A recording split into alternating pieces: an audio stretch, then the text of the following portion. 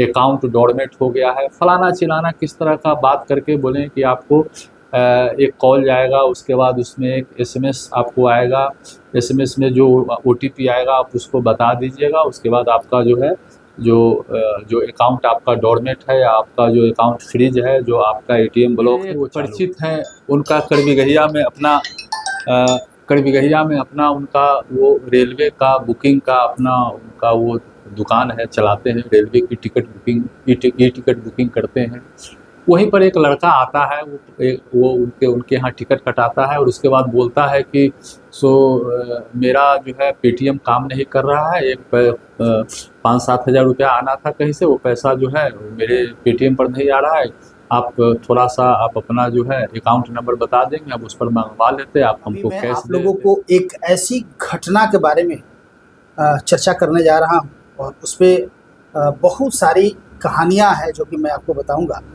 इस वक्त जिससे मैं आपको मिलवाने जा रहा हूँ एसडीपीओ 2 कोइलवर हैं सर, रंजीत सर हैं। चूँकि बहुत सारे साइबर क्राइम हो रहे हैं, इस तरह के फ्रॉड हो रहे हैं और सीधे साधे लोग इसके शिकार हो जा रहे हैं, सीधे साधे लोग शिकार हो रहे हैं। बहुत सारे अधिकारी पदाधिकारी भी इसके शिकार हो रहे हैं। तमाम खास तौर पे देखा जा रहा है कि वैसे लोग जो थोड़ा सा भी यदि मोबाइल के बारे में हल्का फुल्का जानते हैं, मोबाइल से ऑनलाइन ट्रांजेक्शन करते हैं, वो लोग शिकार हो रहे हैं।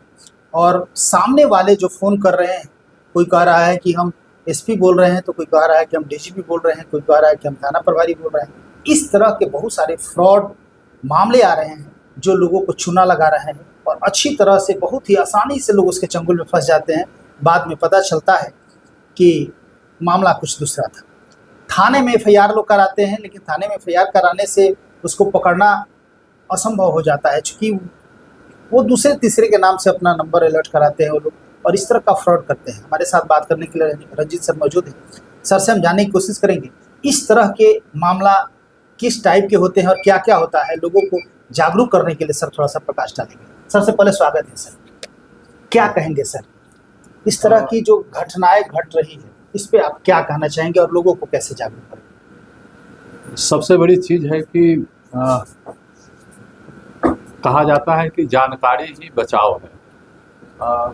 हर कदम पर आपसे जो पैसा हर किसी को चाहिए और पैसा ठगने वाले चाहे वो किसी भी तरीके से, वो हर समय ताक में रहते हैं आपसे।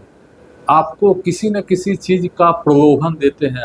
अगर कभी भी कोई आपको प्रलोभन आता है कि ऐसा आप अगर करेंगे तो आपको इतना लाभ मिलेगा, तो कभी भी वैसा प्रलोभन में न पड़े जो आपको देखने से सुनने से लगे कि नहीं, इस तरह का तो कहीं कोई भी संस्था, कोई भी बैंक, किसी भी तरह का कोई संगठन इतना पैसा क्यों देगा। एक बात। दूसरी बात कि कई बार भोले भाले लोग जो है वो किसी बैंकर के नाम पर फलाने बैंक से बोल रहे हैं, चिलाने बैंक से बोल रहे हैं, कस्टमर केयर से बोल रहे हैं। कई बार लोग कस्टमर केयर, किन्हीं की गाड़ी ख़राब हो जाती है, टीवी ख़राब होता है, फ्रिज ख़राब हो जाता है, कस्टमर केयर को कॉल, गूगल पर कस्टमर केयर का नंबर खोजते हैं। गूगल पर हमेशा जो जानकारी है, जो कस्टमर केयर का नंबर है, उसमें 90% फेक कस्टमर केयर का नंबर है। मात्र 10% ही सही है, 90% फेक कस्टमर केयर का है।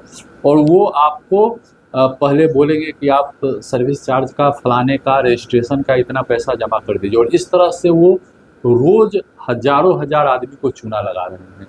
कई बार जो है हमारे पुलिस पदाधिकारी, बड़े बड़े बैंकर, थाना शाखा प्रबंधक, रेलवे के कर्मचारी, उनके सीनियर अफसर बन के उनको जो है वो इस तरह से बात करते हैं, वो स्मार्टली बात करते हैं कि हम फलाने जगह से बात कर रहे हैं, अभी फ़िलहाल जो है हम एयरपोर्ट पर हैं, अभी हम संभव नहीं है, हमारे एक बहुत करीबी हैं हॉस्पिटल में एडमिट है, उनके नाम पर इतना आप अभी ट्रांसफ़र कर दीजिए, मैं फ़्लाइट से जैसे ही उतरूँगा आपके अकाउंट में ट्रांसफ़र कर दूँगा। लोग सीनियर अफसर की बात मानकर जो है उसको एक्सेप्ट भी कर देते हैं, सही मानकर ट्रांसफ़र भी कर देते हैं, और वो बुरी तरह फंस जाते हैं चंगुल में। उसी प्रकार बैंक के जो है कस्टमर केयर से वो आपको किसी न किसी तरह से आपको कॉल करेंगे, आपका एटीएम बंद हो गया है, आपका एटीएम ब्लॉक हो गया है, आपका अकाउंट डोरमेट हो गया है, फलाना चिलाना किस तरह का बात करके बोलें कि आपको एक कॉल जाएगा, उसके बाद उसमें एक एसएमएस आपको आएगा। एसएमएस में जो ओटीपी आएगा आप उसको बता दीजिएगा। उसके बाद आपका जो है जो अकाउंट आपका डोरमेट है या आपका जो अकाउंट फ्रीज है, जो आपका एटीएम ब्लॉक है, वो चालू हो जाएगा। कभी भी कोई बैंकर या कभी भी कोई वित्तीय संस्थान आपसे ओटीपी नहीं मांग सकता है, कभी भी नहीं मांग सकता है। और कभी भी अपना पर्सनल जो अकाउंट नंबर, कार्ड का नंबर, सीवीवी नंबर कभी भी किसी को शेयर नहीं करना है, उसका validity period.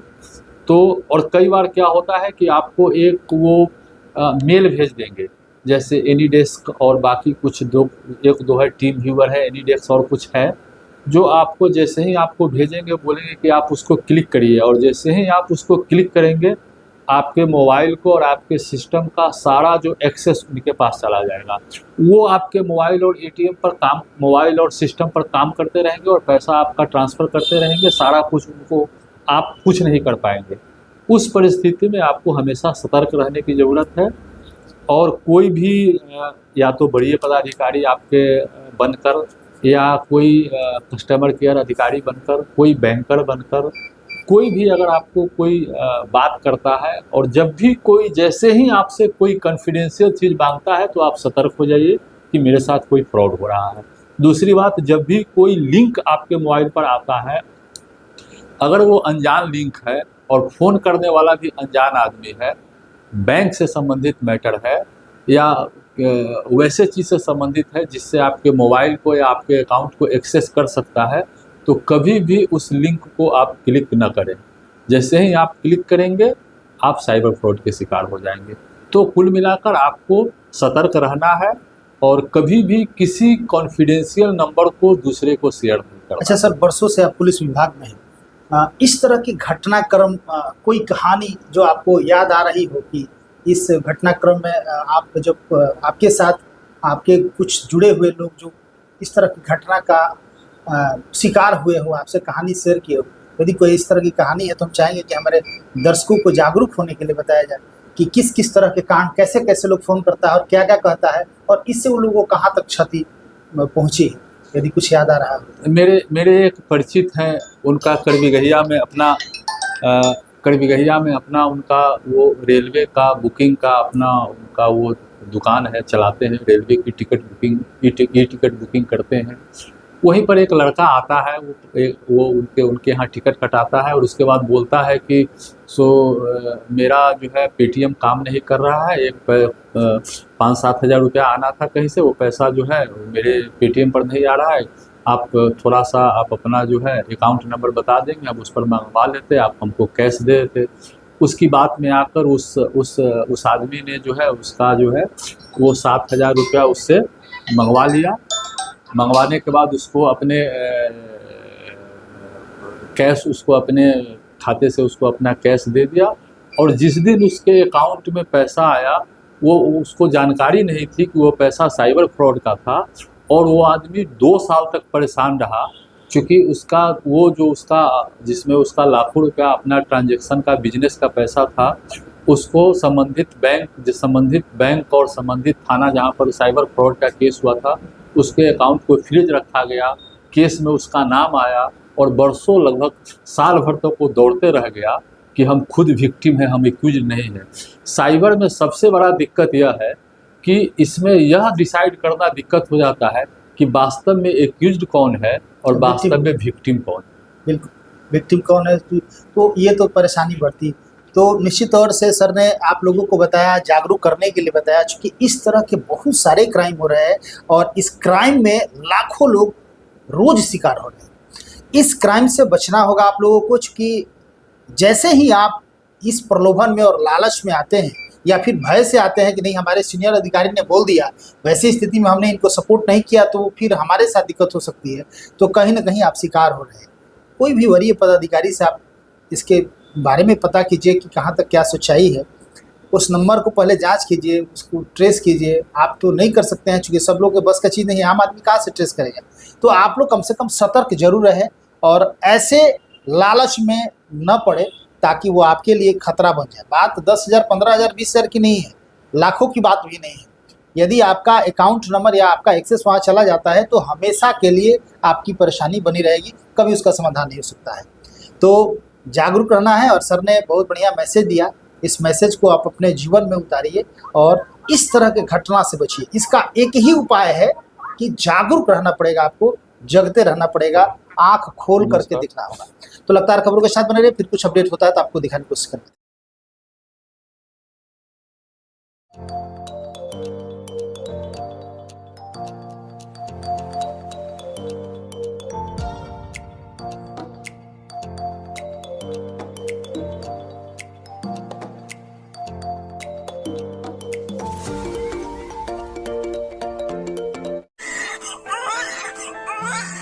Divya Vatsalya Mamta fertility centre private limited, more than 65,000 IVF successful cases. माता पिता बनने की ओर अपना पहला कदम बढ़ाएं, IVF अपनाएं। कई राष्ट्रीय एवं अंतर्राष्ट्रीय अवार्ड से सम्मानित डॉक्टर रश्मि प्रसाद, विश्व स्तरीय तकनीक, ICSI, IVF, IUI, blastocyst transfer की समुचित व्यवस्था। 234, 235 लड्डू गोपाल मिष्ठान भंडार के नजदीक, पाटलिपुत्रा कॉलोनी, पटना।